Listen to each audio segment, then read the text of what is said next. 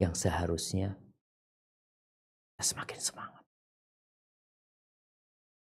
Persiapan semakin matang. Kesungguhan semakin membara di dalam diri. Tekad yang bulat untuk menang itu biasanya membalut jiwa seorang yang telah masuk ke final. Bagaimana gembiranya dia, bagaimana bahagianya dia, bagaimana senangnya dia. Ya,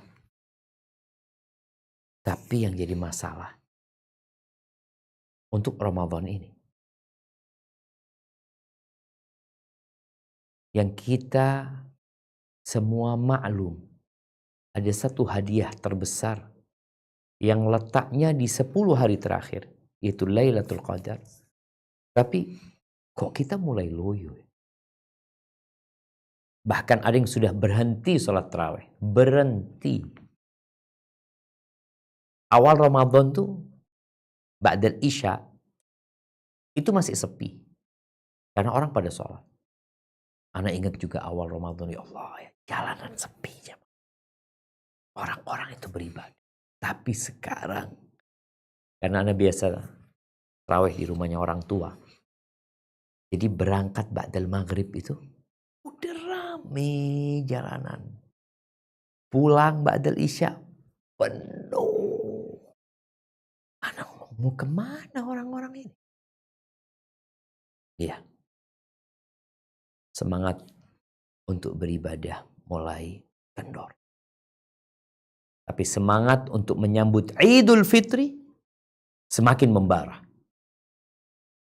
Itu yang menyebabkan mereka keluar bersama keluarga mereka untuk belanja ini, belanja itu, untuk ke toko pakaian, mempersiapkan diri untuk Idul Fitri. Jadi semangatnya berubah.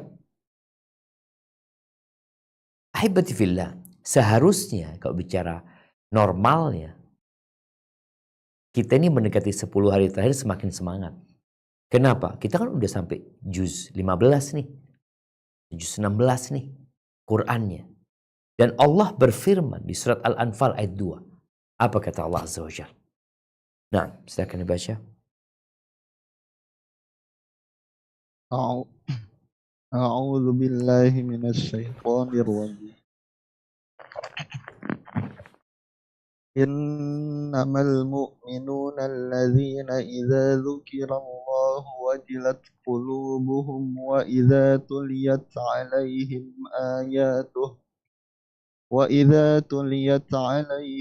ayatuhu zadatuhum imanan wa 'ala rabbihim yatawakkalun.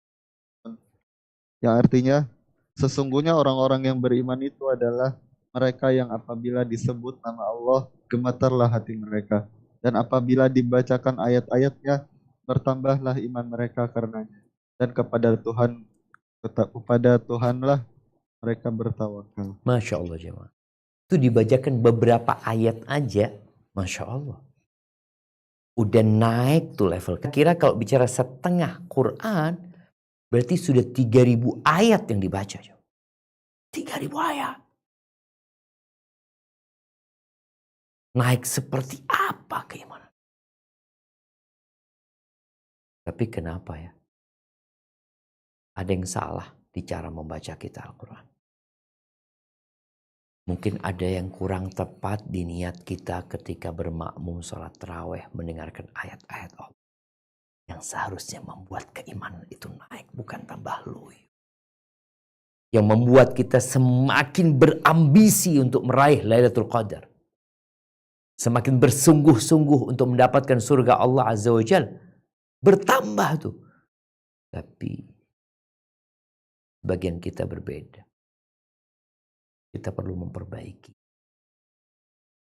kondisi hati kita. Karena motornya tuh di sini. Dan kita perlu memperbaharui keimanan kita.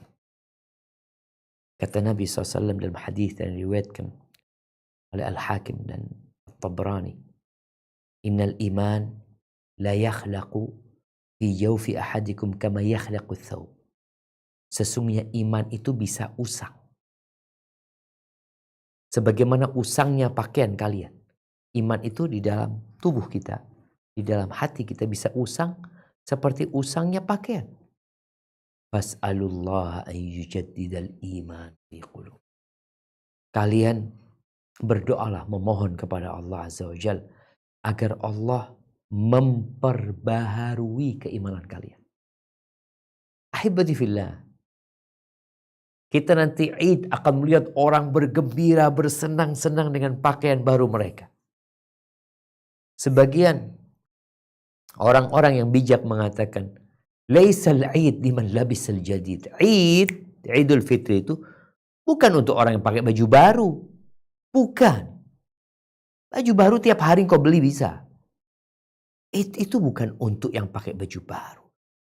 Tapi Id itu untuk orang yang imannya bertambah. Yang takwanya meningkat, pantas dia Id. Gimana kita mau merayakan Idul Fitr kalau iman kita sudah mulai loyo sebelum selesai Ramadan? Kita sibuk mikirkan Id. Ahibati fillah, iman kita itu memang naik dan turun. Ya bagaimana naiknya? Bagaimana turunnya? Kita perlu belajar. Supaya kita ya paling tidak menghindari hal-hal yang menyebabkan semangat kita beribadah jadi turun. Jadi malas. Ada yang memang dari awal malas. Tapi ada yang di pertengahan ini malas. Ada yang di akhir Ramadan close. Ramadan itu udah selesai. Dia udah selesai Ramadan. Udah gak puasa lagi. Na'udzubillah. Ahibati fillah. Rasulullah SAW bersabda di dalam hadis yang diriwayatkan oleh Al-Asbahani dalam kitabnya Al-Hilyah. Ma minal qulub qalbun illa walahu sahabatun kasahabatil qamar. Tidak ada satupun hati dari hati manusia ini, melainkan dia memiliki awan seperti awannya rembulan. Pernah kita ngelihat nih tadi malam purnama umpamanya kita lihat ya, bulat tuh bulan, tapi tahu ada awan. Pelan-pelan tuh awan tapi pasti. Ada awan yang tipis. Bulannya masih kelihatan cahayanya. Ada awan yang tebal. Panjang lagi. Sehingga rembulan itu hilang. Iman itu memiliki awan seperti awannya rembulan. Bainamal qamaru mudhi id alathu sahabatun fa'adlama id tajalat anhu fa'adha. Ketika lagi terang, tahu ada awan. Gelap jadi. Tapi nanti awan itu pergi jadi terang kembali. Itu yang terjadi dengan sebagian kita. Yang sedang ditutupin awan hatinya. Sehingga gak kelihatan lagi dia dengan jalan-jalan menuju surga. Kalaupun dia kelihatan, ada yang kelihatan remang-remang. Tapi dia melihat jalan menuju keindahan dunia terang benderang. Apa sih sebab-sebab kita jadi loyo? Kita jadi malas beribadah. Banyak sebabnya. Insya Allah dengan mengetahui sebab, antum udah tahu obatnya. Tapi nanti kita akan bicarakan tentang bagaimana ya mengobati penyakit nih. Orang tua kalau ngelihat anaknya habis subuh tidur, suruh kerja nggak mau kerja, suami ngelihat istrinya nggak mau bersih-bersih di rumah, pegang handphone doang. Mak, kita susah ngeliat orang kayak gitu. Kita ingin memperbaiki. Baik, apa penyebab loyo dan malasnya seorang sebelum masuk 10 hari terakhir ini dan sebenarnya dalam kehidupan kita semua? Yang pertama adalah karena jauh dari suasana keimanan. Jadi ahibati fillah, kita tuh perlu milieu yang mendukung kita. Gara-gara dia jauh dari masjid, nongkrong di tempat-tempat yang mungkin banyak sia-sia di sana, itu akan membuat semangat dia beribadah merosot. Ketika dia kumpul sama orang-orang yang gak puasa, dia kumpul sama kawan-kawan yang gak sholat tarawih, dia kumpul dengan manusia-manusia yang tidak membaca Al-Quranul Karim, yang sibuk main game, nonton di bulan Ramadan, masih waktunya disia-siakan untuk hal yang tidak berguna. Dia kumpul dengan mereka, ya mau gak mau bakal terjebak kita. Kita merasa nyaman dengan mereka. Mereka gak sholat tarawih, aja gak sholat tarawih juga. Mereka gak baca Quran, gak baca Quran juga. Oleh karena itu, ketika datang seorang yang membunuh 100 orang kepada seorang alim ulama, sebagaimana diceritakan oleh Rasulullah SAW, dan dia ingin bertobat. Apa kata alim ulama ini? Wada' ardaka hadhi fa innaha ardusu. Engkau kalau mau tobat kau tinggalkan. Kampungmu ini kau tinggalkan. Kenapa? Itu kampung jahat. Bagaimana tidak dikatakan jahat? Ini orang membunuh 1 sampai 100 baru tobat. Ini kampungnya gak benar. Seharusnya orang bunuh 1, 2 orang, seharusnya dia udah ketakutan. Ini sampai 100 baru mau tobat. Kampungmu gak benar. Kau tinggalkan kampung. Watab ila ardi kada. Kasih tahu kau berangkatlah ke kampung ini. Fa inna fiha qauman ya'budun Allah Ta'ala fa'budillah ma'hum. Di situ ada orang-orang yang soleh, yang beribadah kepada Allah Azza wa Jalla. Engkau beribadah di tempat itu. Akhirnya dia berangkat dan meninggal sebelum sampai ke sana. Intinya, yang menyebabkan orang itu loyo, imannya berkurang gara-gara kumpulannya. Kumpulnya sama siapa engkau? Yang kedua, sibuk dengan urusan dunia. Sibuk. Di bulan Ramadan, kenapa sebagian salafus soleh dikenal ketika masuk Ramadan, dia tutup tokonya, dia tutup usahanya. Dia ingin fokus ibadah. Loh Ustaz, kan ibadah bukan hanya di masjid. Iya. Tapi kan 11 bulan plus 20 hari. Udah untuk dunia gitu loh. Maka kenapa tidak kita fokus untuk akhirat? Yang menyebabkan iman turun ini kesibukan dengan dunia. Allah Anda merasakan sendiri ketika Anda mau beli sesuatu. Ya beli online ya. Ngelihat ini. Wallahi kadang kala setengah jam belum dapat yang mau dibeli. Setengah jam, bayangin kalau kita baca Quran. Atau kita baca subhanallah wa bihamdih. Masya Allah, naik tuh iman kita. Tapi gara-gara kita sibuk dengan dunia kita, ya ditambah ambisi. Bukan gak boleh kita cari dunia, jamaah silahkan cari dunia. Tapi kan ada waktunya. Ada momentum tersendiri, kita perlu memanfaatkan untuk cari akhirat. Udah pagi sibuk cari dunia, malam cari dunia lagi. Nabi SAW menyebutkan ada manusia-manusia yang dibenci sama Allah, yang salah satu kriterianya dia itu jifatun billail, himarun binahar. Dia itu bangkai di malam hari. Bangkai tidur sudah, gak sholat, gak apa. Pagi harinya keledai, kerja. Ada yang kayak gitu. Alim bid dunya, jahil bil akhirah. Urusan dunia pinter dia. Ada dalam benak dia untuk cari dunia. Tapi urusan akhirat bodoh sama sekali. Subhanallah. Mu'ad bin Jabal radhiyallahu ta'ala anhu. Dia pernah memberikan wasiat. Ya ibn Adam, wahai anak Adam. Engkau itu butuh kepada bagianmu di dunia. Iya, engkau perlu. Kita perlu bagian. Kita hidup di dunia. Kita perlu biaya. Engkau butuh. Tapi kebutuhanmu kepada akhiratmu itu lebih. Jadi sama-sama butuh nih. Orang kan kalau mamanya dia berangkat ke pasar. Dia bawa duit 10.000. Dia butuh dengan 2. Dia butuh dengan air. Dan dia butuh dengan makanan. Uangnya hanya cukup beli air. Mana yang lebih dia butuhkan? Itu yang seharusnya dia utamakan. Maka Mu'adz mengatakan, kebutuhanmu kepada akhirat itu lebih daripada kebutuhanmu kepada dunia. Fa in bada'ta binasibika minal akhirah. Kalau engkau mulai dengan bagianmu yang akhirat, engkau dahulukan, yang dunia ikut.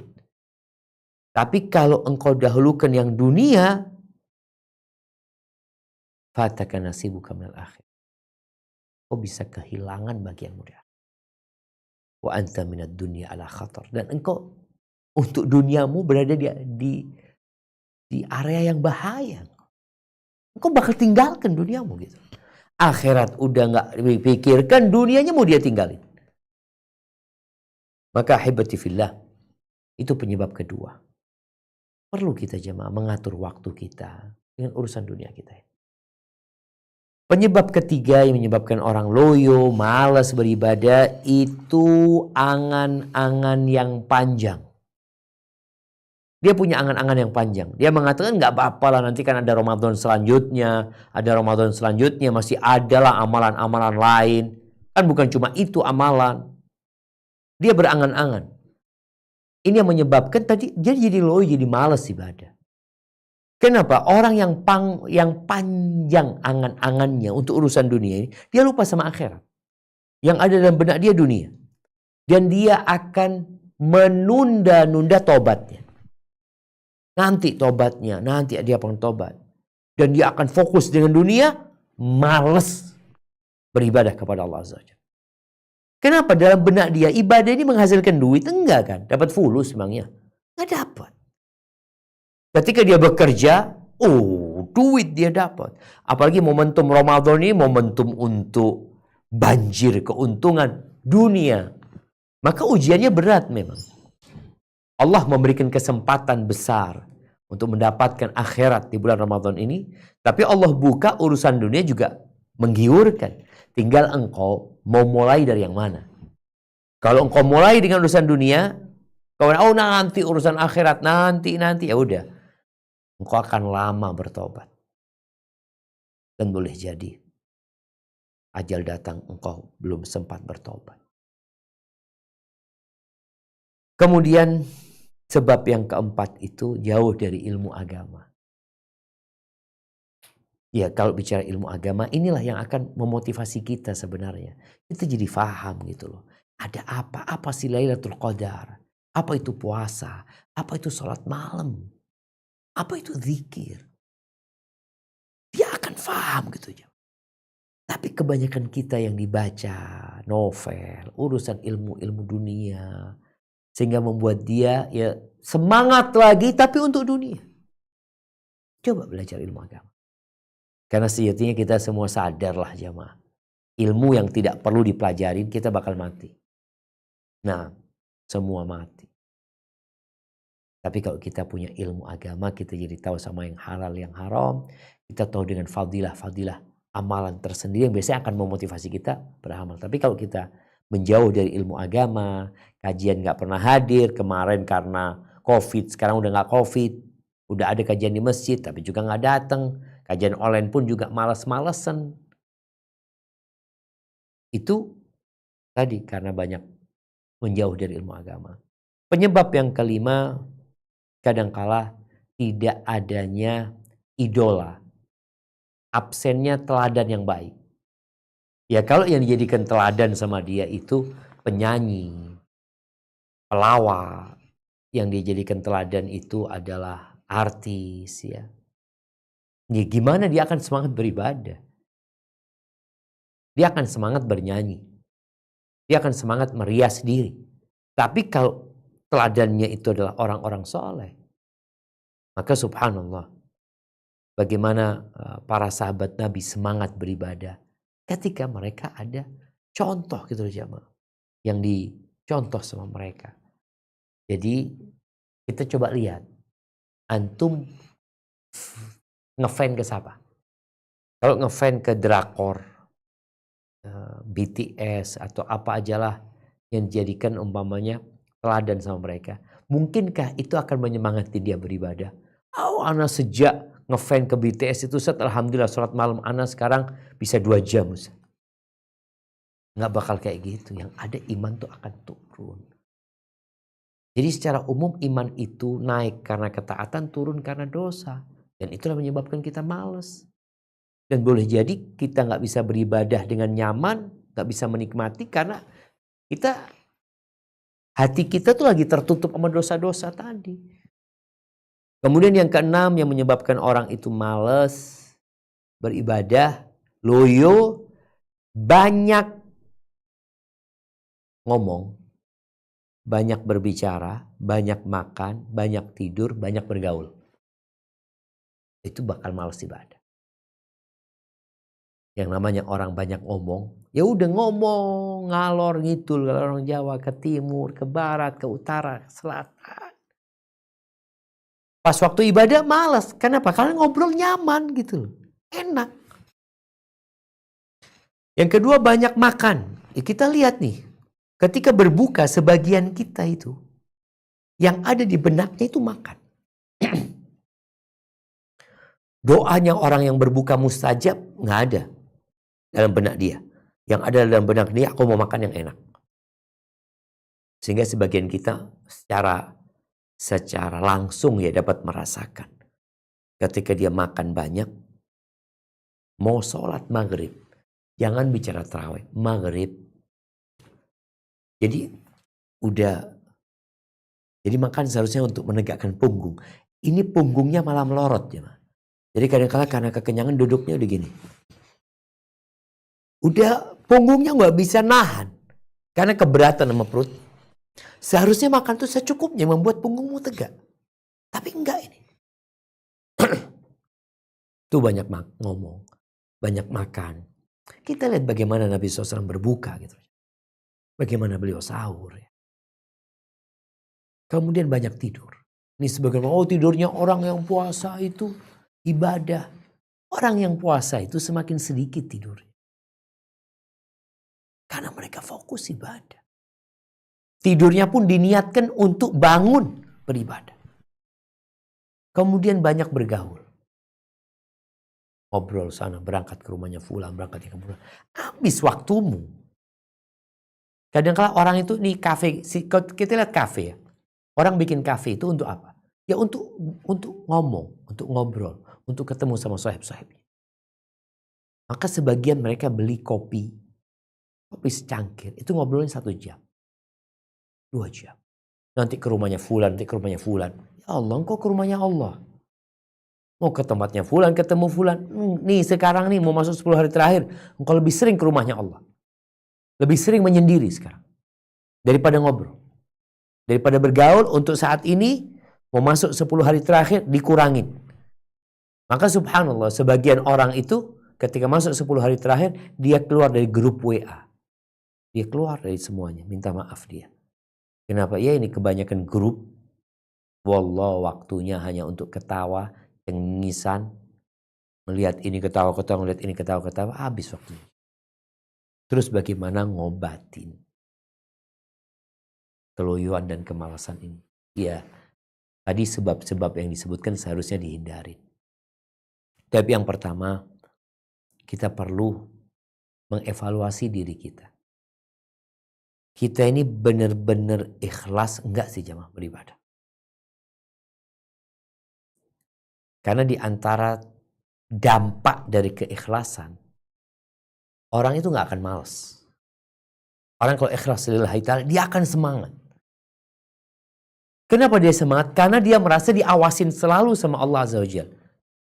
Maka kita lihat orang yang ria itu semangat ibadahnya karena ada yang ngawasin, ada yang liatin. Diliatin, oh semangat dia. Tapi kalau nggak ada yang ngeliatin, dia jadi malas. Nah, makanya kita bagaimana kita menumbuhkan keikhlasan di diri kita. Bahwasanya kita beribadah tidak berharap apa-apa dari manusia. Kita tidak sedang mencari dunia. Kita sedang mencari rahmatnya Arhamur Rahimin.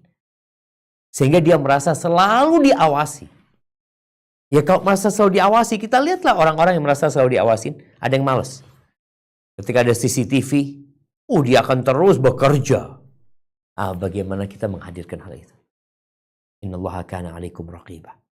Ibadah puasa ini ibadah yang spesial. Gimana antum ketika di kamar, antum nggak makan, antum nggak minum. Padahal nggak ada yang lihat. Kenapa? Karena antum sedang merasa diawasin oleh Allah Azza wa Jalla. Dan bagaimana menghadirkan itu di diri kita akan membuat kita semangat. Maka kita perlu mengkaji lagi tentang Allah Azza wa Jalla. Kita perlu mengkaji lagi tentang syarat diterimanya amalan, ikhlas dan mutaba'ah. Maka insya Allah kalau kita sudah bisa ikhlas, ya udah jemaah. Orang kalau sudah ikhlas itu tengah malam bangun, nggak ada yang ngelihat bangun dia. Dia berzikir sendiri, nggak ada yang ngelihat, di kamarnya dia tutup, dia berzikir. Ketika dengar azan, dia ingat sama Allah Azza wa Jalla, panggilan hayya 'ala shalah, dia tinggalkan. Ketika mau sholat malam, sholat tarawih umpamanya, dia ingat ini adalah pendekatan diri kepada Allah Azza wa Jalla, maka dia berangkat. Dan orang yang seperti ini, setan sulit untuk mempengaruhi dia. Orang yang sudah ikhlas, insya Allah dia akan terjaga jemaah. Kalaupun malas sedikit, dia akan semangat lagi. Kenapa? Karena merasa diawasi. Yang kedua, mentadabburi Al-Quran. Bukan hanya membaca Al-Quran. Tadi disampaikan ada orang yang sudah sholat 15 malam tarawih, imannya nggak nambah. Malah setelah 15 hari berhenti sholat tarawih. Ada yang cuma 3 hari, ada yang 7 hari, udah berhenti.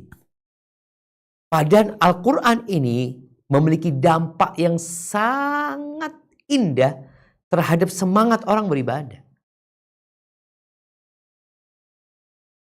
Allah Azza wa Jalla berfirman di surat Al-Isra ayat 82. Apa kata Allah Azza wa Jalla?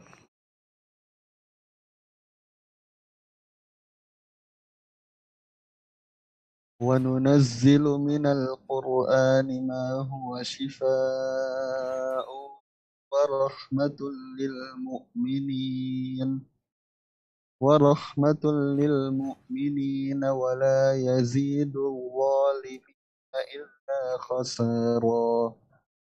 Dan kami turunkan dari Al-Quran sesuatu yang menjadi penawar dan rahmat bagi orang-orang yang beriman. Dan Al-Quran itu tidaklah menambah kepada orang-orang yang zalim selain kerugian. Barakallahu fikum. Kita lihat Allah menurunkan Al-Quran syifa, penyembuh dan rahmat buat orang-orang yang beriman. Makanya sebagian kita merasa terbebani dengan Quran. Ya Allah, ada orang yang dikasihani tapi nggak sadar. Ini Quran kasih sayang. Cuma yang namanya penyembuh tadi kita akan mendapatkan kalau kita mentadabburinya. Itu kalau dikaitkan dengan menyembuhkan hati tadi. Memahami maknanya, menghayatinya, merenungkannya. Kita dapat tuh. Iman tuh bakal naik. Apa kata Allah Azza wa Jalla? Di surat Sad ayat 29. Nah,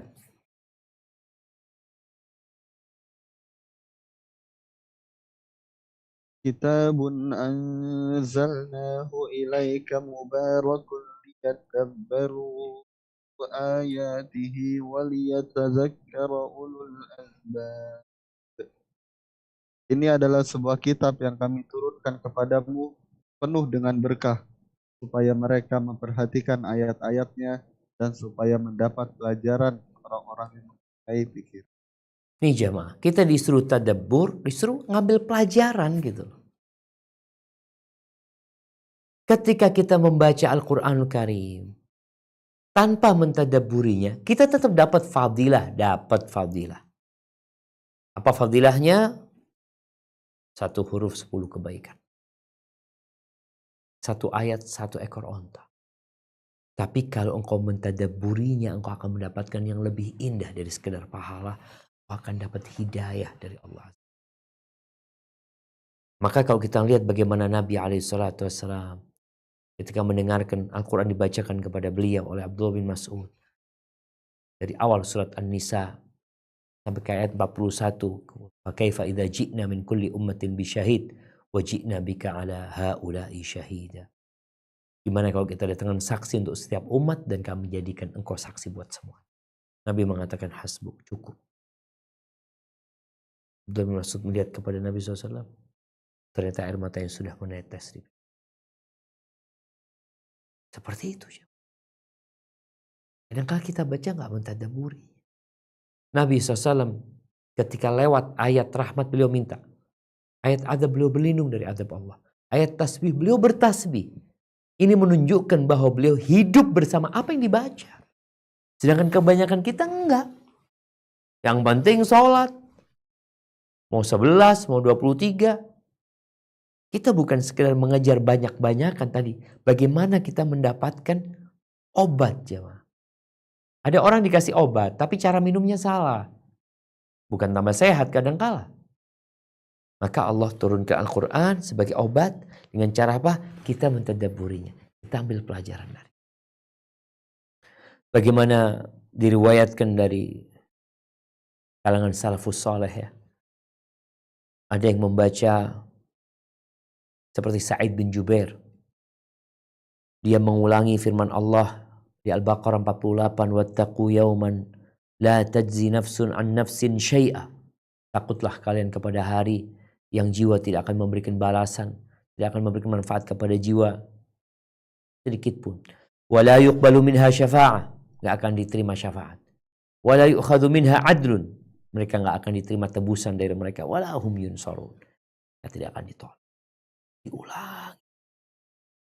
Disebutkan bagaimana Umar bin Khattab sakit gara-gara membaca surat At-Tur ayat 7. Inna azaba rabbika lawaqi'.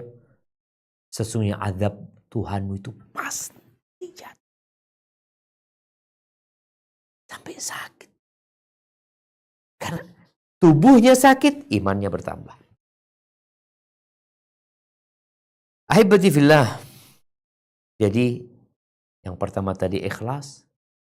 Yang kedua adalah mentadabburi Al-Quran. Maka tolong di bulan Ramadan ini manfaatkan waktunya untuk membaca Al-Quran dengan tafsirnya. Yang kalau ada yang gak difahami tanyakan kepada Ustadz nantinya. Yang ketiga zikrullah, mengingat Allah Azza wa Jalla. Karena kesuksesan, keselamatan itu untuk orang yang selalu mengingat Allah Azza wa Jalla. Bayangin ya, di surat Al-Jumu'ah ayat 10. Allah Azza wa Jalla menyuruh para pedagang selesai mereka sholat, bukan para pedagang ya, semualah, semua orang selesai sholat Jumat itu untuk bertebaran di muka bumi. Silakan. Artinya nggak apa-apa, engkau mau cari duanya nggak apa-apa, bukan dilarang selama yang dikerjakan halal dan dia tahu waktu. Ahlan wa. Tapi ada satu pesan Allah yang harus selalu ada di benak kita. Apa? Coba kita baca. Di Al-Jumu'ah ayat 10. Nah. فَإِذَا قُضِيَتِ الصَّلَاةُ فَانْتَشِرُوا فِي الْأَرْضِ وَابْتَغُوا مِنْ فَضْلِ اللَّهِ واذكروا الله كثيرا لعلكم تفلحون. Apabila telah ditunaikan salat, maka bertebarlah kamu di muka bumi, dan carilah karunia Allah, dan ingatlah Allah banyak-banyak supaya kamu beruntung. Masya Allah, Syama. Allah memberikan arahan gitu. Salat itu zikrullah. Salat itu aqimis salata li dzikri. Kita salat untuk mengingat Allah Azza wa Jalla. Selesai salat, engkau keluar dari masjid, kau berangkat bekerja mencari karunia Allah, jangan lupa zikrullah. Artinya mengingat Allah itu selalu menjadi kawan dia. Naik motor, baca zikir. Masuk rumah baca zikir. Keluar masuk toilet baca zikir. Makan minum berzikir. Ketika dia duduk, dia berzikir. Allah ketika menyebutkan ulil albab. Alladzina yadhkuruna Allah qiyaman wa qu'udan wa ala junubihim. Wa yatafakkarun fi khalqis samawati wal ard. Rabbana ma khalaqta hadha batilan. Subhanallah. Mereka selalu berzikir, berdiri berzikir, duduk berzikir, mengingat Allah Azza wa Jalla, tiduran berzikir, bertafakur terhadap ciptaan Allah Azza wa Jalla, naik imannya. Maka usahakan kita ketika udah malas ini, sekarang banyakin zikirnya. Baca la ilaha illallah lahu la syarikalah, lahul mulku wa lahul hamdu wa huwa ala kulli syai'in qadir. Baca subhanallah wa bihamdi, subhanallahil azim. Baca istighfar, baca la ilaha illa anta, subhanaka inni kuntu minadh dhalimin. Banyakin zikir. Karena ada seorang sahabat yang bertanya kepada Nabi SAW ketika, ya Allah, syariat Islam udah banyak banget nih. Dia perlu amalan yang bisa dia pegangin. Maka Nabi SAW mengatakan, la yazalu lisanuka radban bidzikrillah. Lisanmu jaga untuk selalu basah mengingat Allah Azza wa Jalla. Dan ahibati fillah, Allah juga berfirman di Ar-Ra'd ayat 28, ala bidzikrillahi tatmainnul qulub. Dengan mengingat Allah itu, hati akan damai, tenang. Ketika ada seorang datang kepada Hasan al-Basri, dia mengatakan, ya Aba Sa'id, ashku ilaika qaswata qalbi. Wahai Abu Sa'id, aku ini mengadukan keras hatiku ini. Dikasih nasihat nggak mau tahu, diingatkan nggak mau ingat, maunya sendiri, keras hatiku ini. Apa kata Hasan al-Basri? Adzibhu bidzikir. Adzibhu bidzikir. Engkau luluhkan hatimu yang keras itu dengan berzikir. Makhul rahimahullah ta'ala mengatakan, zikrullahi ta'ala syifa. Mengingat Allah itu penyembuh, obat mengingat Allah. Wa zikrun nasda, tapi mengingat manusia penyakit. Penyakit kita nginget orang itu. Nginget fulan, yang dibaca fulan, yang ditonton fulan, ngomongin fulan. Penyakit. Kalau ingin sembuh, zikrullah. Ingat sama Allah Azza wa Jalla. Makanya kita lihat orang yang ngomongin orang ini itu, ya udah bakal tambah keras hatinya. Baik. Kemudian yang selanjutnya, berdoa. Berlindung dari malas, dari loyo. Berdoa. Subhanallah. Di surat Al-Baqarah ayat 186 ya. Di sela-sela ayat Ramadan itu ada ayat tentang doa. Coba kita baca ayat ini. Nah.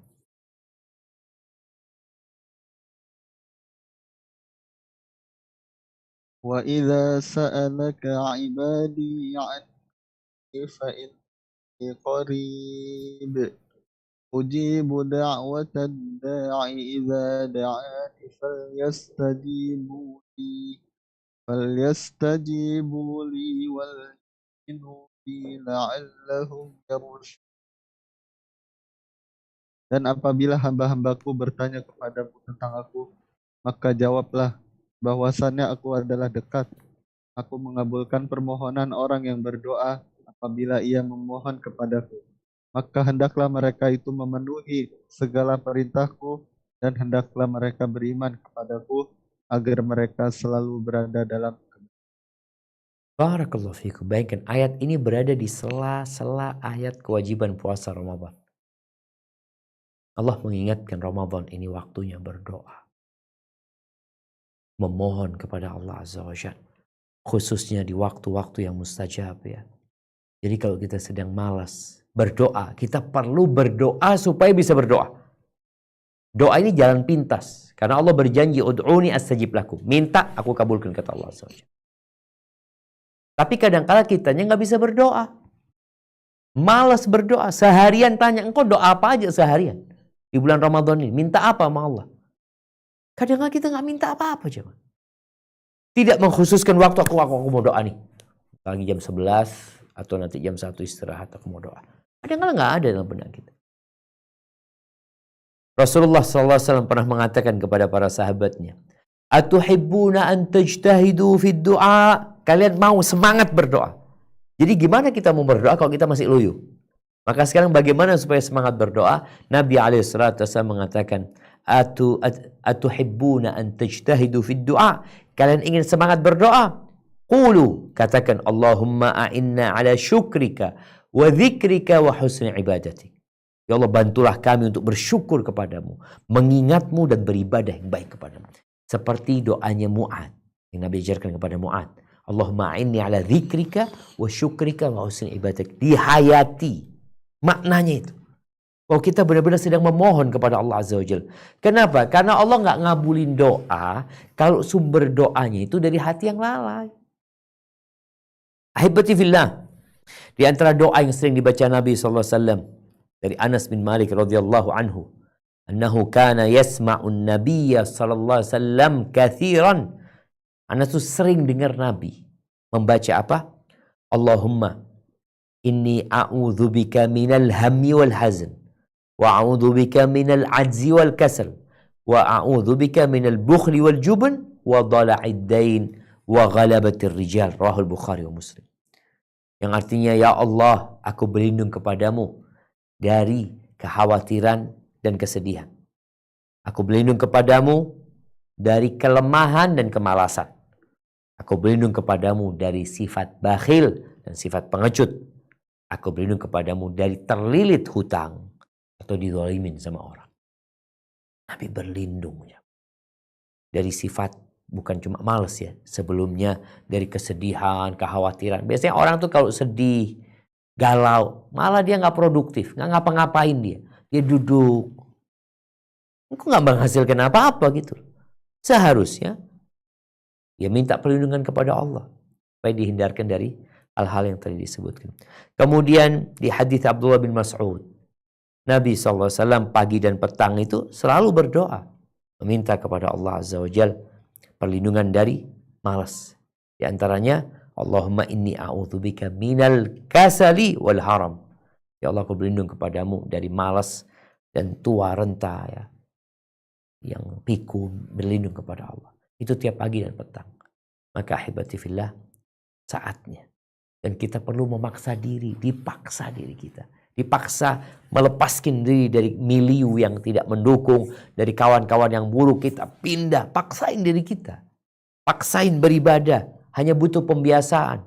Mau iktikaf harus nih. Sebagian salafus saleh itu kalau masuk malam-malam ganjil, mereka mandi, mereka ganti baju yang bagus. Kenapa? Supaya semangat beribadah gitu. Hadza wallahu a'lam bishawab. Itu mungkin yang dapat Anda sampaikan pada kesempatan kali ini. Semoga menjadi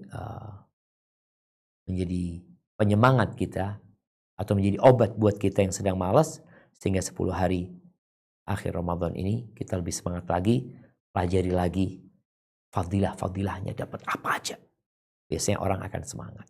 Ketika ada diskon, ada big sale, apalah macam-macam, membuat orang biasanya semangat. Baik, Anda kembalikan ke moderator untuk memandu acara selanjutnya. Jazakumullah khairan.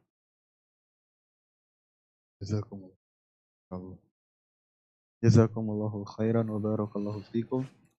Kami sampaikan pada Ustaz kami Al-Ustaz Dr. Syafiq Rizal Basalamah LCMA Hafizahullah Ta'ala atas materi yang telah disampaikan, dan semoga Allah mudahkan kita untuk memaksimalkan ibadah kita di penghujung Ramadan ini, dan terutama di 10 malam terakhir atau 10 hari terakhir. Baik, untuk pertanyaan pertama langsung saja kami panggil pada Al-Ukh atau Ibu Puji Astuti, tafadhol.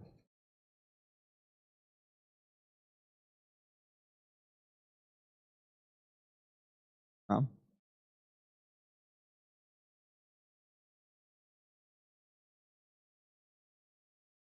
Tidak jawab. Baik, Ana bacakan pertanyaan pertama. Halo, Assalamualaikum. Waalaikumsalam warahmatullahi wabarakatuh. Kaifa haluka Ustaz? Alhamdulillah bi khairin wa afiyah. Barakallahu fiik. Alhamdulillah. Ustaz, Nah, izin bertanya Ustaz. Di 10 hari terakhir biasanya para ikhwan atau bapak-bapak banyak melakukan iktikaf di masjid-masjid. Bagaimana dengan akhwat atau anak Ustaz? Apakah boleh melaksanakan iktikaf juga? Tapi apakah juga di masjid Ustaz? Kalau untuk anak seorang mungkin nggak bisa karena saya single parent yang pertama, yang kedua anak jarang sekali keluar rumah kalau tidak ada keperluan yang sangat penting. Mohon pencerahannya Masya Allah, Ustaz. barakallahu fiik. Jazakallah khairan. Masya Allah, barakallahu fiik. Nah, wa iyyaka. Ahibati fillah. Berkaitan dengan Iktikaf ya, ibadah yang sebenarnya bukan Ramadan aja ya, kita boleh iktikaf sepanjang tahun. Dan bukan hanya 10 hari terakhir, kita boleh iktikaf dari awal Ramadan umpamanya. Yang iktikaf itu maknanya adalah berdiam di masjid dalam rangka mendekatkan diri kepada Allah. Baik, mendapatkan Lailatul Qadar nggak harus dengan iktikaf. Tapi untuk mendapatkan hasil yang maksimal, tadi untuk menciptakan milieu yang mendukung, untuk meninggalkan segala yang merampok kebahagiaan kita kadangkala, itu dengan kita menyendiri, sehingga kita bisa lebih fokus memanfaatkan waktu kita. Tapi nggak harus. Ya, yang nggak iktikaf pun masih ada kesempatan. Yang penting bagaimana dia mengisi malam-malam 10 hari terakhir itu dengan ibadah pada Allah SWT. Adapun bagi seorang wanita, boleh dia iktikaf di masjid. Istri-istri Nabi iktikaf setelah meninggalnya Nabi SAW, mereka iktikaf di masjid. Baik, apakah harus di masjid? Harus di masjid. Jadi iktikaf itu harus di masjid karena maknanya iktikaf itu adalah tinggal di masjid. Hanya saja ada pendapat dari Al-Imam Abu Hanifah rahimahullahu taala bahwasanya beliau berpandangan perempuan itu lebih baik iktikaf di masjid rumahnya. Bukan di rumahnya tapi di masjid rumahnya. Masjid rumahnya itu adalah musola. Biasanya di rumah itu ada satu ruangan yang memang digunakan hanya untuk sholat. Bas ruangan itu sholat zuhur di sana, asar di sana. Jadi sepanjang tahun nih orang sholatnya di situ. Dia khususkan. Jadi ada musola memang tempat yang dikhususkan untuk sholatnya dia. Ya sudah. Kalau memang dia punya tempat seperti itu, menurut pendapat Abu Hanifah boleh dia iktikaf di situ. Tapi dengan catatan sama. Syaratnya itu seperti di masjid. Gak boleh keluaran. Gak boleh kemana-mana. Dia di situ tempatnya. Ya udah fokus di sana dia beribadah kepada Allah. Keluar ketika punya hajat, baru dia keluar. Ketika urusan yang penting dia keluar, kemudian kembali ke sebenarnya. Dunia ini dengan menuju ke rumah Allah Azza wa Jalla. Hada wallahu a'lam bissawab. Nah. Barakallahu fikum ya Ustazana. Selanjutnya Anda akan bacakan. Bismillah. Assalamualaikum warahmatullahi wabarakatuh. Ustaz. Waalaikumsalam warahmatullahi wabarakatuh. Afwan izin bertanya, Ana ingin di bulan Ramadan kali ini bisa menghatamkan Al-Quran, tapi Ana baru sampai di juz ke-9. Pertanyaannya, apakah menghatamkan Al-Quran termasuk amalan yang dikhususkan di bulan Ramadan? Dan bagaimana cara mengejar ketertinggalan bacaan Al-Quran ini, Ustaz? Karena Ana ingin di bulan Ramadan ini Ana bisa menghatamkan Al-Quran dan bisa lebih baik lagi karena Ana takut kalau Ramadan tahun ini adalah Ramadan terakhir untuk Ana. Mohon penjelasannya dan jazakumullah. Masya Allah. Barakallahu fiik. Nah, ahibati fillah. Menghatamkan Al-Quran itu sebenarnya dianjurkan setiap bulan. Nabi SAW memberikan arahan kepada Abdullah bin Amr bin As. Hendaklah dia menghatamkan Quran tiap bulan.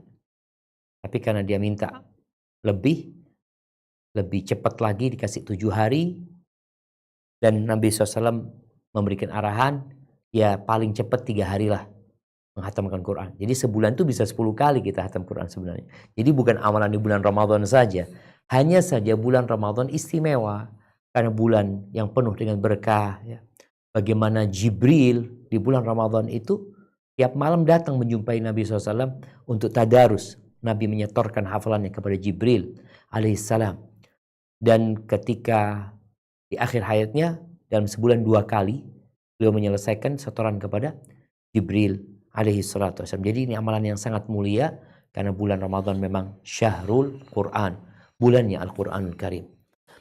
Dan para salafus saleh di momentum-momentum yang penuh dengan berkah ini biasanya volume ibadahnya ditambah, bukan hanya bacaan Qur'annya, tapi semuanya gitu.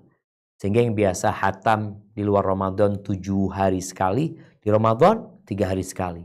10 hari terakhir tiap malam dia hatam Al-Qur'an Karim. Jadi insya Allah buat yang bertanya, engkau bisa mengejar ketinggalanmu, engkau belum ketinggalan. Artinya seorang itu bisa membaca Al-Quran Karim, anggaplah yang paling tidak sehari itu, kalau dia baca 2 jam, udah 2 juz dia dapat. Atau bahkan lebih. Kalau 3 jam, hanya saja waktu kita kadang-kala nggak ada. Habis dengan hal-hal yang kurang bermanfaat. Maka tolong untuk mengejar ketinggalanmu, engkau bikin program. Programnya gimana? Kalau memang kau mau hatam sekali, usahakan tadi dengan membaca artinya, engkau butuh waktu berapa banyak? Kalau umpamanya Quran 1 juz itu 20 halaman. Oke, berarti engkau harus baca sehari itu 20 halaman. Tinggal dibagi. Habis subuh 2, habis subuh 4, habis zuhur 4, habis asar 4, habis maghrib 4, habis isya 4 tuh udah 20 dapat kita tuh. Insya Allah bisa. Artinya kita tinggal minta tolong sama Allah Azza wa Jal. Ketika datang bisikan-bisikan yang gak bagus, kita berlindung kepada Allah dari godaan setan yang terkutuk, dari bisikan jiwa kita, sehingga kita lebih semangat lagi, dan usahakan waktu-waktu mustajab itu digunakan untuk berdoa, sehingga di Ramadan yang bisa jadi Ramadan terakhir kita semua jemaah, nggak ada yang tahu, wallahi nggak ada yang tahu. Wa ma tadri nafsun madza taksibu ghadan wa ma tadri nafsun bi ayyi ardin tamut. Nggak ada yang tahu dengan besok kita mau ngapain, nggak tahu. Mati di mana kita juga nggak tahu. Maka setiap muslim hendaklah selalu mengingat kematian sehingga dia terus termotivasi untuk beramal dan tidak menunda-nunda taubat. Hadza wallahu a'lam bissawab. Barakallahu fikum ya Ustazana. Kemudian selanjutnya kami panggil pada Yuliza Bekasi. Tafadhol.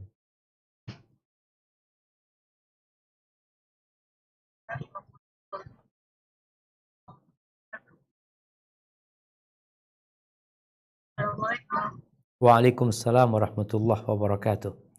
Ahlan wa sahlan, barakallahu fik. Nah.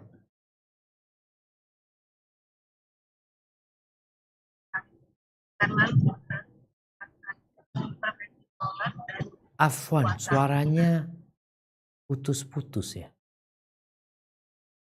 Coba diulangin, bismillah.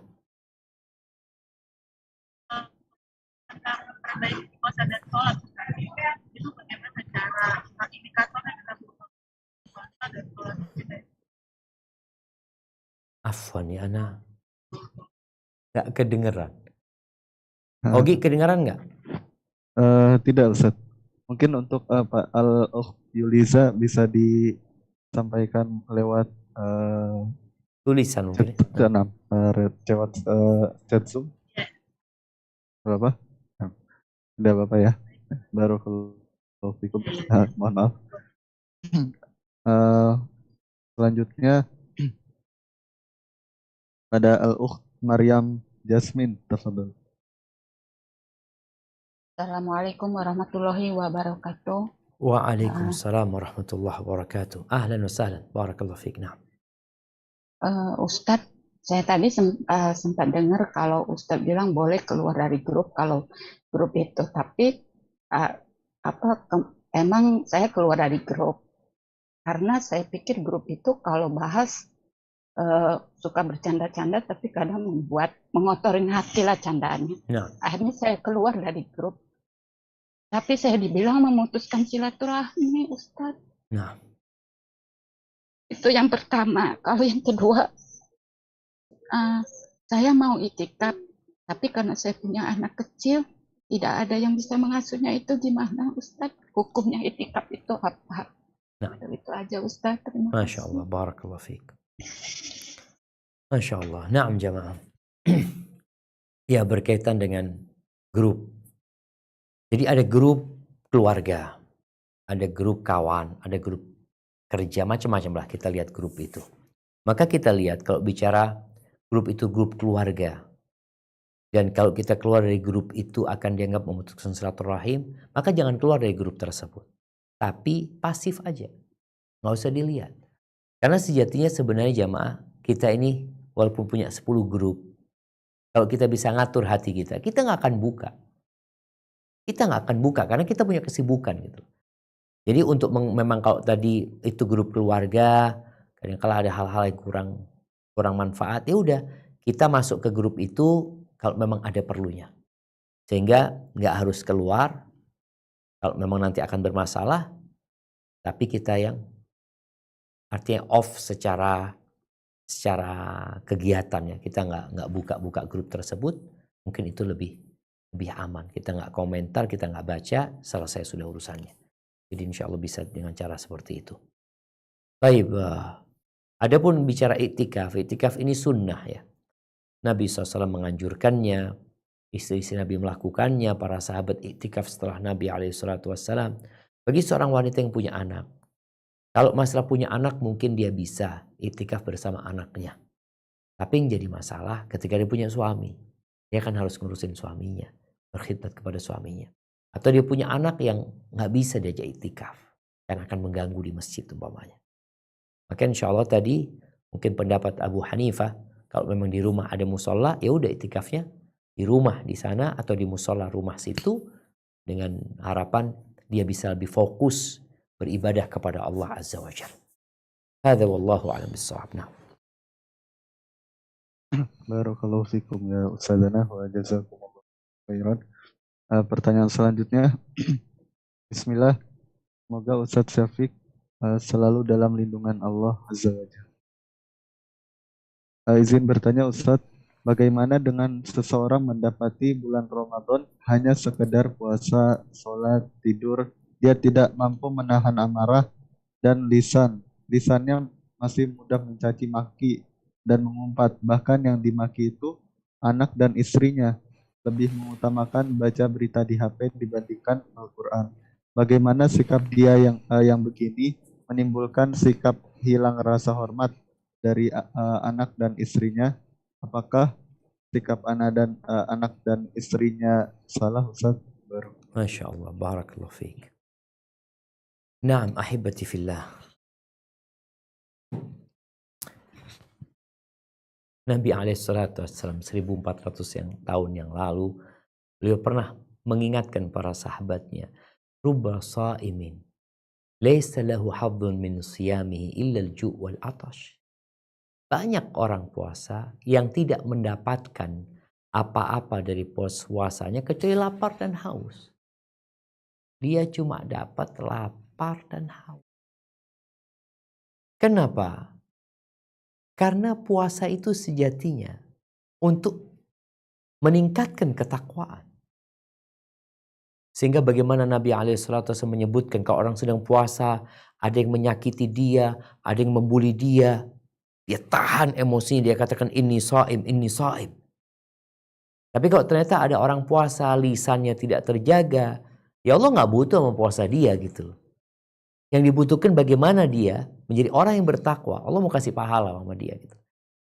Dan karena sejatinya Allah tidak membutuhkan ibadah kita sebenarnya. Baik.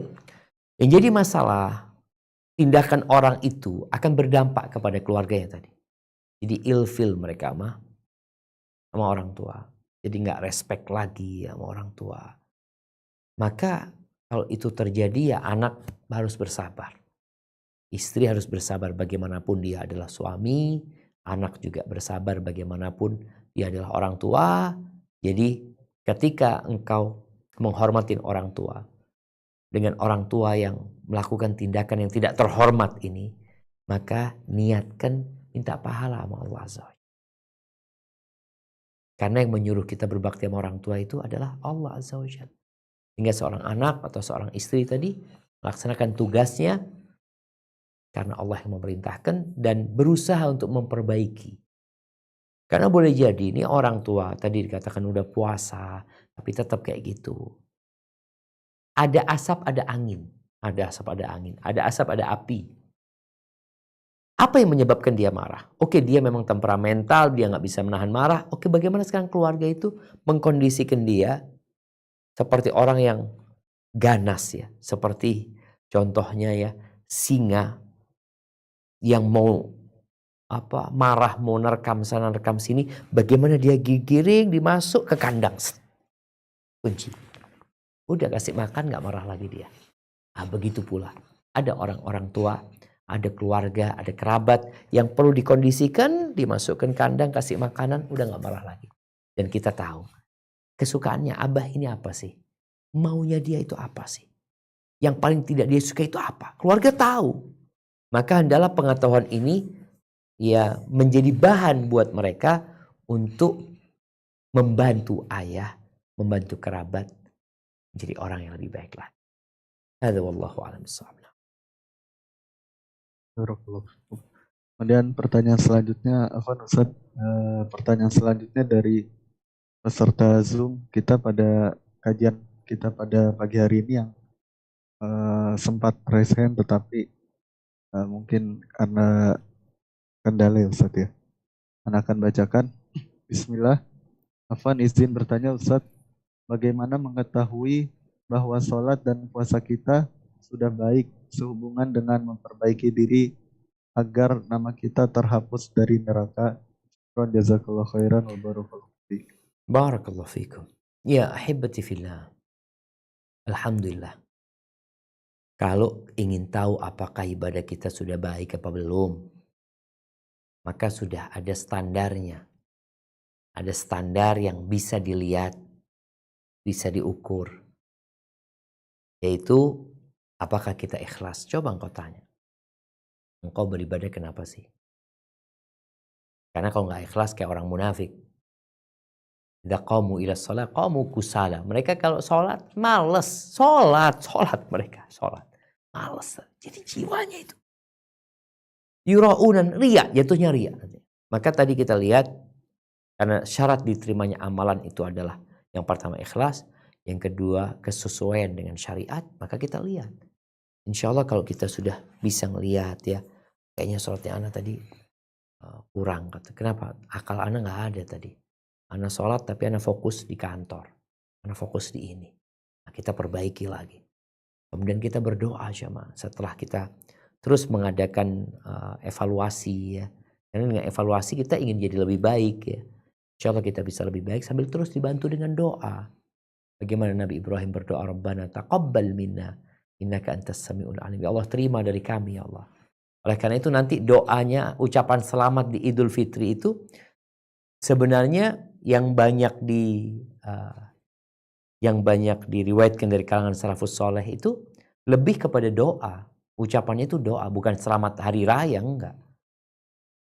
Apa yang dikatakan kepada mereka? Taqabbalallah, semoga Allah menerima. Karena itu yang kita lakukan sebulan full nih.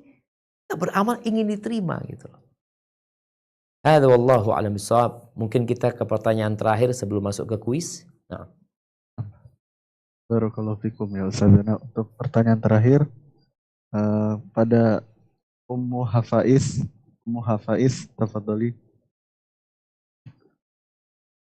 Assalamualaikum warahmatullahi wabarakatuh, Ustaz. Waalaikumsalam warahmatullahi wabarakatuh. Ahlan wa sahlan, tafadhali. Ahlan bik, Ustaz. Ana ingin bertanya nih, apa namanya, kan kita kalau di bulan suci Ramadan tuh mencari ridho Allah terhadap berbakti kepada dengan orang tua ya, Ustaz. Nah. Jadi gini, Ana tuh ada masalah dikit sama orang tua. Karena ucapan Ana yang mungkin bagi beliau menyakitkan hatinya. Tapi Ana selama ini udah berbulan-bulan ini Ana ingin memperbaiki diri dan minta maaf. Setiap Ana telepon, PC atau apa selainnya, beliau nggak mau menerima maaf Ana. Maksudnya dia setiap Ana minta maaf tuh dipalingkan, atau Ana telepon PC sama bapak minta teleponkan ke mama gitu, minta tujuan ke mama nggak mau, dia bilang nggak usah katanya. Jadi Ana selama ini dah bertaubat sama Allah, minta ampun. Jadi kiranya bagaimana ya Ustaz? Udah berapa lama? Di tahun 2021 Ustaz. Di bulan sekarang. Sekitar bulan 10. Nah. Jadi udah berapa bulan Ustaz. Jadi Ana tuh setiap kali kadang telepon PC karena Ana juga jauh ikut suami kan di Jakarta, sedangkan ibu di Kalimantan. Nah. Jadi udah kan, pernah balik nggak selama kejadian? Karena Ana baru juga ke Jakarta, belum setahun, tahun 2021. Jadi kemarin. Kejadiannya pada waktu masih di Kalimantan. Udah di Jakarta, udah ada di Jakarta Ana. Setelah 3 bulan di Jakarta baru kejadian itu. Siap. Jadi anak tuh beri masukan, mungkin masukan anak tuh menyinggung hatinya mungkin ya. Nah, Jadi itu jadi perasaan anak tuh jadi nggak enak. Jadi beliau marah terus pokoknya nggak mau minta maaf. Tidak, anak tuh Masya Allah. bagaimana ya Ustaz? Minta solusinya Ustaz. Siap, barakallahu fiik. Jazakallah khairan Ustaz. Masya Allah, Assalamualaikum jemaah. warahmatullahi Masya wabarakatuh. Allah, jemaah. Mubarak. Ya ahibati fillah. Kita itu tidak akan menemukan hati yang lebih luas daripada hati orang tua kita. Kalau ternyata dia sakit hati sama kita, maka kita lihat. Kalau memang penyebabnya kita, maka kita yang harus berusaha minta maaf. Doa minta sama Allah supaya Allah obatin sakit hati. Baik, kalau sudah berusaha untuk ngomong, telepon juga belum bisa, maka nasihat anak, ya mudah-mudahan kau bisa pulang. Minta sama suamimu bagaimana kau bisa menjumpai ibu, minta maaf sama ibu. Dalam rangka atau sebelum hal itu terjadi, nasihat anak, kau tulis surat lah. Tulis surat. Tulis surat dengan tangan atau mau diketik ya. Tulis surat yang isinya bukan minta maaf. Isinya yang pertama, terima kasih sama ibu. Terima kasih sama ibu yang sudah melahirkan ya. Terus sebutkan kebaikan ibu di sana. Kemudian setelah itu baru kau minta maaf. Nanti mudah-mudahan walaupun mungkin ibu nggak mau baca, mudah-mudahan di saat dia senggang waktunya Allah menggerakkan hatinya untuk membuka suratmu tadi, dan dengan cara itu semoga terbuka hatinya untuk memberikan maaf. Itu mungkin bisa diusahakan, dan paling tidak tadi minta sama ayah supaya merayu ibu gitu. Kemudian kau kirimkan hadiah buat ibu juga. Semoga dengan itu hatinya melembut, melunak, dan menerimamu. Barakallahu fiik. Taib, hibati fillah. Mungkin sebelum ditutup kita akan masuk ke sesi kuis. Saya kembalikan ke Ogi. Nah. Barakallahu fikum ya Ustazana. Wa jazakumullahu khairan. Sekarang sudah saatnya kita masuk ke sesi kuis, dan kita untuk sesi tanya jawab sudah tidak ada lagi. Kami mohon maaf kepada semua partisipan yang tidak kami bacakan pertanyaannya dan tidak kami panggil namanya ketika raise hand karena kesempatan yang sangat sempit atau waktu yang kami miliki sangatlah sempit. Baik, untuk sesi kuis ini sebagaimana yang telah Ana sampaikan di mukadimah, bahwa Ustadz akan mengajukan 3 pertanyaan, dan bagi siapa saja yang ingin menjawab 3 pertanyaan tersebut, kami mohon untuk raise hand terlebih dahulu untuk kami panggil pesertanya. Baik, barakallahu fikum. Mungkin bisa dimulai Ustadz. Baik, barakallahu fiik. Pertanyaan yang pertama, sebutkan 3 penyebab orang itu loyo dan malas beribadah.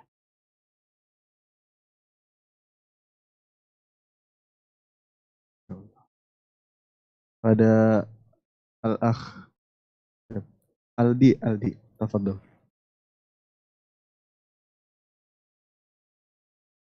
Assalamualaikum warahmatullahi wabarakatuh, Ustaz. Waalaikumsalam warahmatullahi wabarakatuh. Ahlan wa sahlan. Naam, tafadhali. Di sebab-sebab malas beribadah menghadapi 10 malam terakhir di bulan Ramadan. Yang pertama, jauh dari suasana keimanan. Naam. Yang Kedua, sibuk dengan urusan dunia. Ketiga, Tiga, angan-angan yang panjang. Masya Allah. Barakallahu fiik. Jazakumullah khair. Hadiahnya diambil nanti. Oke, barakallahu fiik. Taib, pertanyaan yang kedua, sebutkan cara ngobatin tadi keloyoan dan kemalasan beribadah. Nah, sebutkan 3 juga nggak apa-apa, atau semuanya lebih baik. Ada Ummu Omar tafadhol. Bismillah. Assalamualaikum warahmatullahi